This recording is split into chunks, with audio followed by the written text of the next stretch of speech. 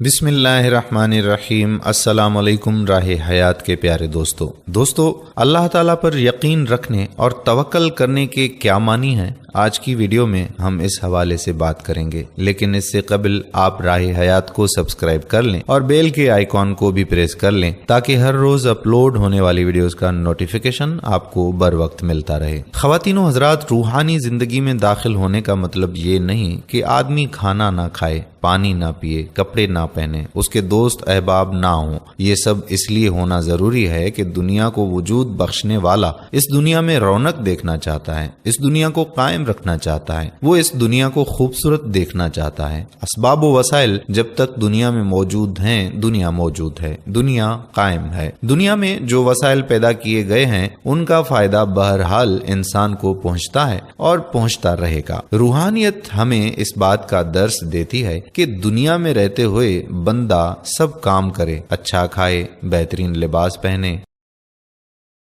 चटनी के साथ मुर्ग भी खाए, लेकिन हर काम और हर अमल का रुख उस जात की तरफ मोड़ दे जिसने ये दुनिया बनाई है। खाना इसलिए खाए कि अल्लाह चाहता है कि बंदा खाना खाए। बंदे खाना नहीं खाएंगे तो दुनिया वीरान हो जाएगी। पानी इसलिए पिए ताकि अल्लाह का लगाया हुआ बाग सरसब्ज व शादाब रहे।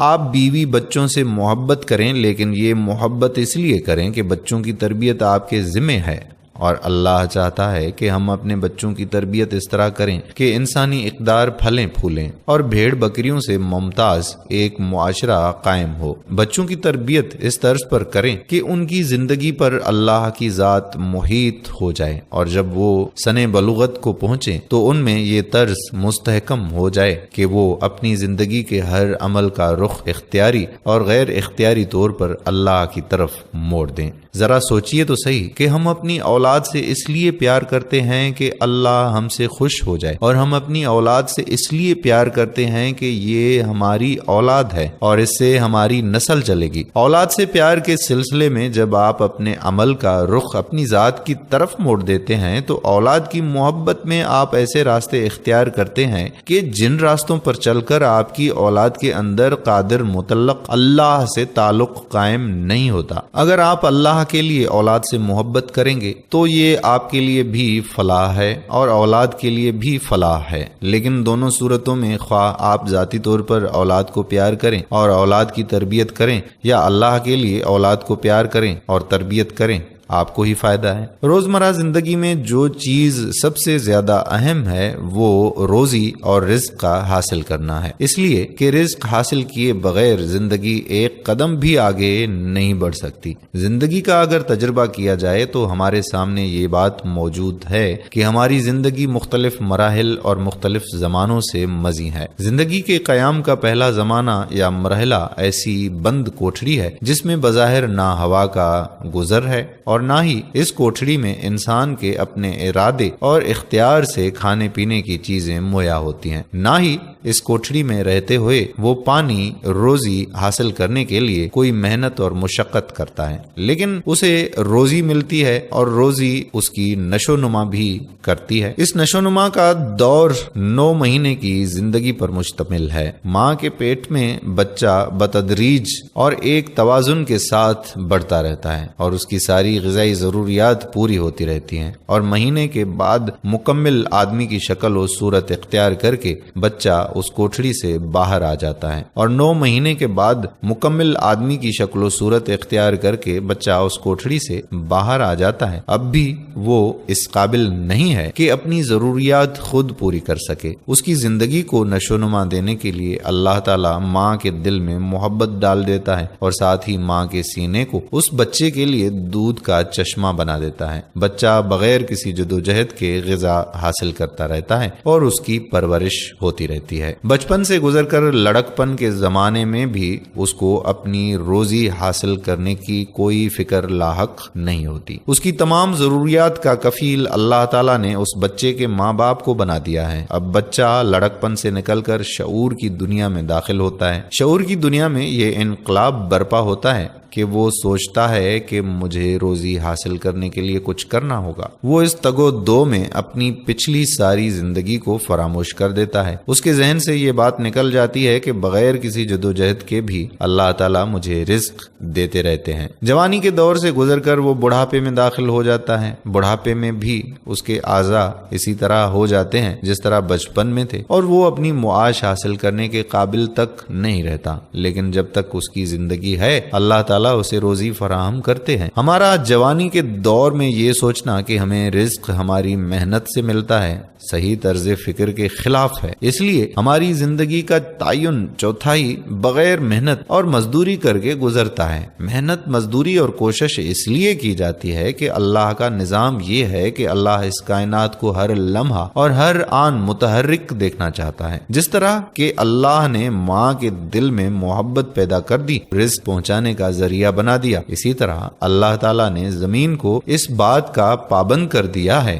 کہ وہ نوع انسان اور زمین کے اوپر آباد تمام مخلوق کو روزی فراہم کرے۔ آپ زمین میں بیج ڈالتے ہیں، اگر زمین بیج کی نشو نما کرنے سے انکار کر دے تو دنیا ویران ہو جائے گی۔ جب کوئی چیز پیدا ہی نہیں ہوگی تو تمام حرکت اور تمام گردشیں رک جائیں گی۔ جس طرح اللہ تعالیٰ نے ماں کے دل میں محبت ڈال دی، اسی طرح اللہ تعالیٰ نے زمین کے دل میں بھی اپنی مخلوق کی محبت ڈال دی اور اسے پابند کر دیا کہ وہ زمین پر آباد مخلوق کی خدمت کرے۔ اسی طرح چاند اور سورج کو بھی اللہ تعالیٰ نے خدمت گزاری کے لیے مسخر کر دیا۔ سوال یہ ہے کہ زمین اگر اپنا ارادہ اور اختیار استعمال کر کے گیہوں نہ اگائے، سورج اپنی روشنی یا دھوپ سے گندم کو نہ پکارے تو آپ روٹی کیسے کھائیں گے؟ اور روٹی پر ہی کیا دار و مدار ہے؟ ہر چیز کی یہی صورت ہے۔ جب زمین پر کوئی چیز پیدا نہیں ہوگی تو ہم زندہ کیسے رہیں گے؟ اس کا صاف مطلب یہ ہے کہ آدمی کو رزق اس کی ذاتی محنت کی وجہ سے نہیں ملتا، رزق پہلے سے موجود ہے، اسے رزق حاصل کرنے کے لیے صرف حرکت کرنی پڑتی ہے۔ طرز فکر کا دوسرا رخ یہ ہے کہ مجھے اس لیے حرکت کرنا چاہیے کہ اللہ تعالیٰ حرکت پسند فرماتے ہیں، اس لیے کہ ساری کائنات بجائے خود ایک حرکت ہے۔ کائنات کا وجود اسی وقت زیر بحث آیا جب اللہ تعالیٰ کے ذہن نے حرکت کی، یعنی اللہ تعالیٰ نے کن فرمایا۔ کن اللہ تعالیٰ کے ذہن کی ایک حرکت ہے اور یہ حرکت جاری و ساری ہے۔ انسان کے اندر جب یقین راسخ ہو جاتا ہے تو اس کی طرز فکر یہ ہوتی ہے کہ میری حرکت، میرا ہر عمل اللہ کے رحم و کرم پر قائم ہے۔ وہی روزی دیتا ہے، وہی حفاظت کرتا ہے، وہی زندہ رکھتا ہے، وہی آفات اور بلاؤں سے محفوظ رکھتا ہے، وہی خوشی دیتا ہے۔ جب آدمی کا یقین ٹوٹ جاتا ہے تو اس کی طرز فکر ناقص ہو جاتی ہے، وہ اللہ تعالیٰ کے علاوہ بندوں کے سہارے تلاش کرتا ہے۔ سیٹھ ناراض ہو جائے گا تو نوکری چلی جائے گی، سیٹھ خوش ہو جائے گا تو ترقی مل جائے گی۔ نعوذ باللہ، سیٹھ کوئی بندہ نہیں، خدا بن گیا ہو جیسے۔ جب کسی قوم کی طرز فکر بہت زیادہ گمراہ ہو جاتی ہے، یعنی اللہ کے علاوہ دوسروں کا سہارا سمجھنے لگتی ہے، تو ایسی قومیں زمین پر بوجھ بن جاتی ہیں اور زمین انہیں رد کر دیتی ہے۔ وہ مفلوق الحال ہو جاتے ہیں اور ان کے اوپر احساس کمتری کا عذاب مسلط ہو جاتا ہے۔ جیسے آج کے دور میں ہم احساس کمتری کا شکار ہیں۔ ہم سوچتے ہیں کہ ہمیں رزق نہیں مل رہا، ہم سے محنت نہیں ہو رہی، یا ہمارے نصیب میں رزق نہیں ہے۔ تو ذرا سوچئے، کیا ہم نے اللہ کی طرف رجوع کیا ہے؟ جیسا خالق کائنات چاہتے ہیں ہم نے کیا ویسا کیا ہے؟ انبیاء کی طرز زندگی کا اگر مطالعہ کیا جائے تو ہمارے سامنے صرف ایک ہی بات آتی ہے کہ انبیاء کرام کی طرز زندگی کا اگر مطالعہ کیا جائے تو ہمارے سامنے صرف ایک ہی بات آتی ہے کہ انبیاء کی طرز زندگی اور طرز فکر یہ ہے کہ وہ ہر بات، ہر عمل اور زندگی کی ہر حرکت کو اللہ کی طرف سے سمجھتے ہیں اور اللہ ہی کی طرف موڑ دیتے ہیں۔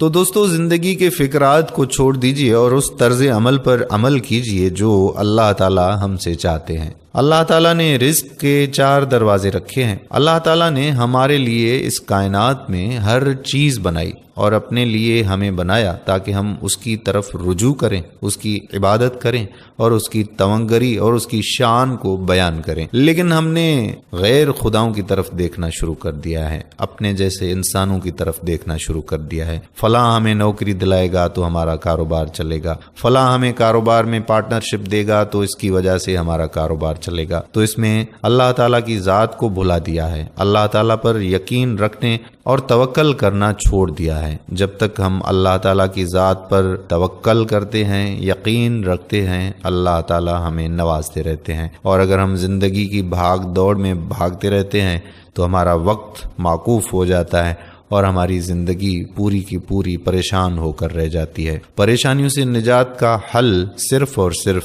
اللہ تعالیٰ پر یقین رکھنے اور توکل کرنے میں ہے، اور معافی مانگنے میں ہے، استغفار کرنے میں ہے، لا حول ولا قوت الا باللہ پڑھنے میں ہے۔ امید کرتا ہوں کہ ہماری آج کی یہ ویڈیو یقین اور توکل کے حوالے سے آپ کو ضرور پسند آئی ہوگی۔ آپ کی پسندیدگی کا اظہار اچھے سے اچھا یہ ہو سکتا ہے کہ آپ اس ویڈیو کو لائک کریں، اس ویڈیو کو شیئر کریں، اور نیچے کمنٹ میں اپنے کمنٹس بھی ضرور لکھیں۔